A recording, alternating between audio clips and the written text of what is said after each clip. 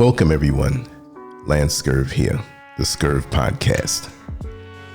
Growing up in New York City with a father who had his own business, from young, going out with him to job sites, oftentimes I saw people who were dressed very low key, who were the owners of the properties that he worked on.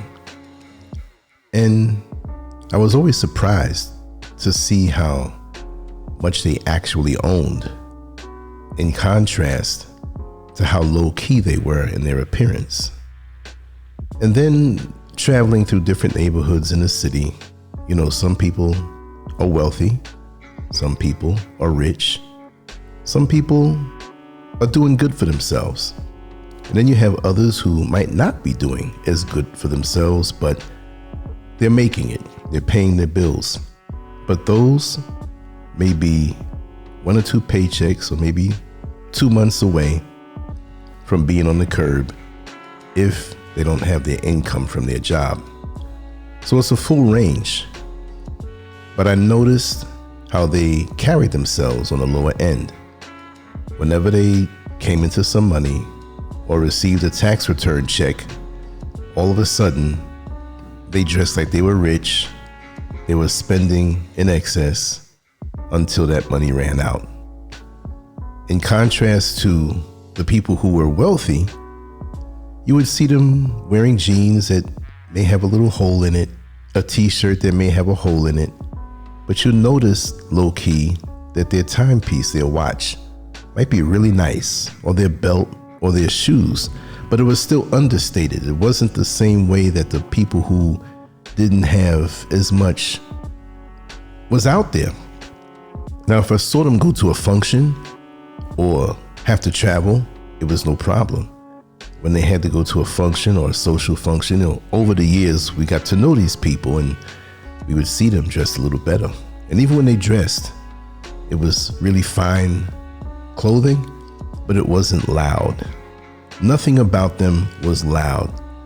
And from that, I learned a lesson, not just about money. In this monologue, we're going to refer to money, but it's not just about money. It's success on all levels, whatever it is that you do. I've learned this, and this is why many people are shocked at the various talents I have that I don't broadcast, or the things that I might know that I don't broadcast, or the experiences or people that I know that I don't broadcast, because it brings unwanted attention. And that's what I learned. Success has a strange way of lying to people. It teaches them that being seen is the same as being safe, that being known is the same as being powerful, that applause means protection. But history shows something very different.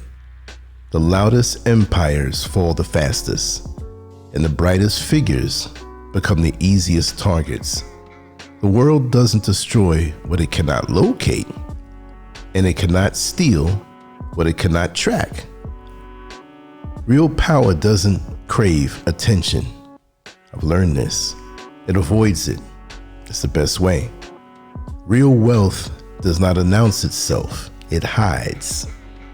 Because visibility creates patterns, and patterns creates predictability. And predictability is what makes people easy to control, easy to tax, easy to regulate, and easy to dismantle. The moment you become easy to read, you become easy to manage. People are trained to believe that success must sparkle, that wealth must be public, that influence must be proven in front of an audience. But this belief is not natural. It's taught, because those who already dominate systems benefit when others rush into the spotlight. They let ambition expose itself while they stay protected in the shadows. Every loud rise creates a louder fall.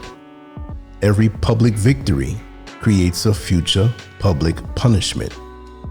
The same crowd that cheers today will demand blood tomorrow. because admiration always turns into entitlement. Once people feel you have more than you share, they begin to believe you owe them something. True power understands one simple rule: attention is not an asset, it's a liability. And those who learn this early stop chasing visibility and start building quietly. The world is not kind to people who stand out. It studies them, tracks them, judges them, tags them, regulates them, taxes them, pressures them. The more visible you become, the more systems surround you. And once systems surround you, your freedom shrinks. Your options shrink. Your movement shrinks. And your choices shrink. The crowd does not hate power. It hates seeing someone else hold it. People forgive struggle, but they do not forgive dominance. Once you rise above the group, you stop being a person and become a symbol. And symbols attract attacks. Visibility turns success into a target. Privacy turns success into protection. When people know your name, they study your past. When they know your wealth, they study your morality. When they know your position, they study your weaknesses. And none of that curiosity is neutral. It's all preparation. Real wealth is not built in public. It's built in silence. In private deals, in quiet positions, in unseen structures, in systems that operate without needing applause. The strongest positions in the world are not on screens. They are in contracts, ownership, leverage, and control of flow. Public success creates noise. Quiet success creates stability.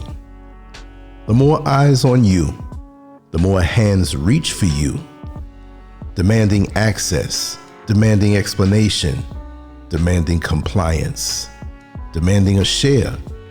And every demand becomes friction. Friction slows growth. Friction kills momentum. Friction destroys opportunity. Invisibility removes friction. When no one is watching you, you can move faster. You can change direction without explanation. You can exit without backlash. You can enter without resistance. You can build without pressure. You can fail privately and win quietly. Freedom is not emotional. Freedom is logistical. It's the absence of systems that interfere with your movement. The visible must explain themselves. The invisible only acts. And action always beats explanation. Being known forces you into narratives you don't control. Stories get written about you. Expectations get attached to you. Roles get assigned to you. People start running their mouths about you and don't even know a damn thing about you. Really, that's even when you're public. But once that happens, your life stops being yours. You belong to their perceptions. Reputation becomes a weapon. It can be twisted, used, and turned against you. One accusation, one scandal, one policy change, one wave of outrage can destroy years of work. The invisible do not suffer public execution because they are not public property. They are insulated by distance. True power does not need recognition. It needs position. It needs leverage. It needs structure.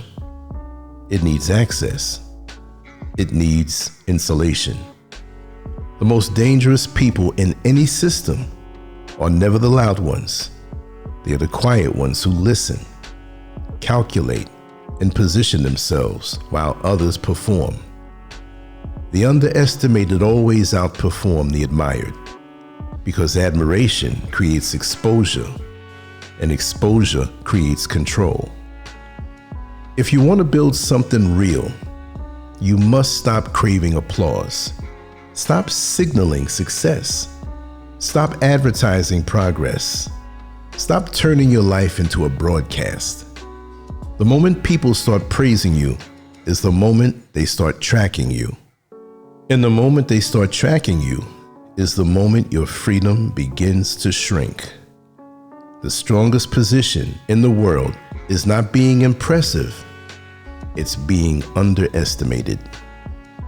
It allows you to observe without being observed, to learn without being tested, to grow without being challenged, to build without resistance. Silence becomes your shield. Obscurity becomes your armor. Invisibility becomes your strategy. The world rewards noise, but it respects structure. It chases spectacle, but it obeys systems. And systems are never built in public. They are built quietly, patiently, and strategically. If you want stability, you must avoid spectacle. If you want freedom, you must avoid fame. If you want control, you must avoid attention, because attention creates pressure, and pressure creates compromise. The loud life looks powerful, but it's fragile. The quiet life looks small, but it's protected. True wealth is not about being seen. It's about being positioned. True power is not about recognition. It's about insulation. True success is not about applause. It's about autonomy. And a man who understands this stops trying to impress the world and starts building beyond it. This is why I've learned over time to find myself in the background, to move as a shadow. Invisibility is not a weakness. Understand that. I've learned a lot in my life. And at one time, I started online sharing content. Again, that was 25 years ago this month, 2001 in February. And I've been going at it every day. A huge chunk of my work, especially on YouTube, of course, as you know, and if you don't know, was taken down. A channel that had just under 6,000 videos and 117,000 subscribers. But many people thought that that would deter me from continuing on, but it didn't, because my value is not in how many people know me, how many likes I get, how many hits I get, how many viewers I get. It's not that. It's something inside of me that continues to build. And since that happened, I decided to spread myself out on different platforms even more. So if that happens again, I'm protected. But the difference is moving in an invisible manner. I don't put out a lot of personal things out as I used to anymore. Since moving to Ghana, I've learned a lot about human nature firsthand, up close and personal. And while my doom was predicted, or my downfall was predicted, it actually gave me invisibility to build, because I knew we would be successful, Mr. Scurv and I. And we are. And this is why I have to thank my Creator for bringing us into this position where nothing ever deterred us from our goals. But the fact that we were invisible, and maybe some thought we were isolated, but that was a big favor, because now we can grow and build without interference at all. Once you clean house or have your house clean, that's the biggest favor that people or a person can do for you. Stick with it, stay that way, because out in the world these days, it's expected that we turn everything into a selfie, turn everything into a post, turn everything into a public display. I really don't do that anymore. I do my shows. You'll see a little snippet here and there, but where I am now, I love it. I'm in my sanctuary. I'm private. Some people may know me in the street or if I go to the mall. That's okay. It's going to happen. But to blast myself out there or make a false persona when I'm rotten on the inside or just something that's not real.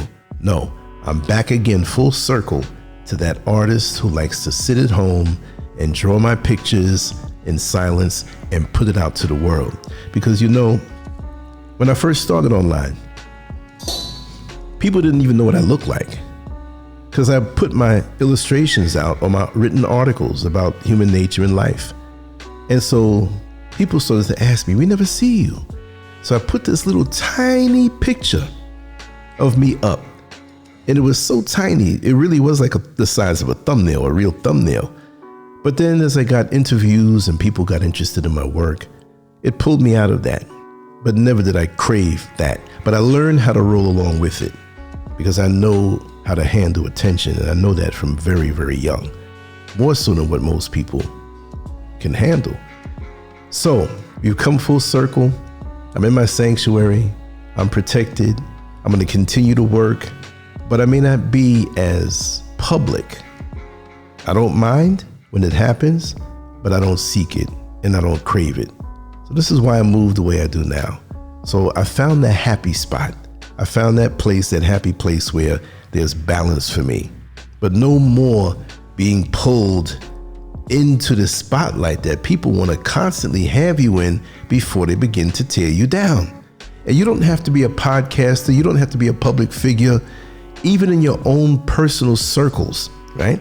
When you're so visible, even with family, close friends, limited, because you can't even expose yourself all the way because they also can catch feelings and they all also can. Some people will. I'm not saying your inner circle will, but there just might be somebody in there that'll catch feelings and seek to tear you down. You don't want that. You don't want that at all. Right now in Ghana, I'm a shadow. You see me and then you don't. So that's the best way for me to be able to have a clean slate, leave America where I'm known and have a clean slate and move anonymously out here without people poking and prodding into your business, people making up stories. Oh, they'll try. But if they can't see you, they can't hear you, if you don't interact with them on those levels for them to know the inner workings of your world, they'll just have to repeat the same old narrative of what they think they know about you from years ago, and that dries up. So turn your energies inward. Don't worry about what the world thinks about you. And remember, the most famous people that you see plastered on the covers of magazines and TV shows, and they tell the world how much wealth they have, the richest people on the planet, you know, when they have that Forbes top 100 list of the richest people, the wealthiest people, I had to correct that because being rich and wealthy are two different things, if you don't know. The true wealthy people who have the most money, you will never catch them on any list. You see, the people who are about the real work, you don't see them at every event vying for attention. These days, I truly appreciate it when no one knows me and no one knows what I do. When I go to functions, I sit nice and tight in the back row and enjoy being anonymous, because once that stops, it never ends and the word will spread. I've never been in this place for a long time because of my dealings on social media. And people, when they perceive certain things, they'll talk about you, gossip about you, make up lies about you. They'll even stalk you. Trust me. You got to protect yourself. And like I told a friend of mine many years ago, and we still believe in this, never tell anyone where the location of the Bat Cave is. Batman never did it. He never told the criminals, oh, this is where I live. You got to be very special to be able to even know it, much less get inside. Anyway, I hope these words stimulated you. I'm on to the next one. I appreciate your presence here very much, and I wish nothing but the best for you. LANCESCURV out. Peace.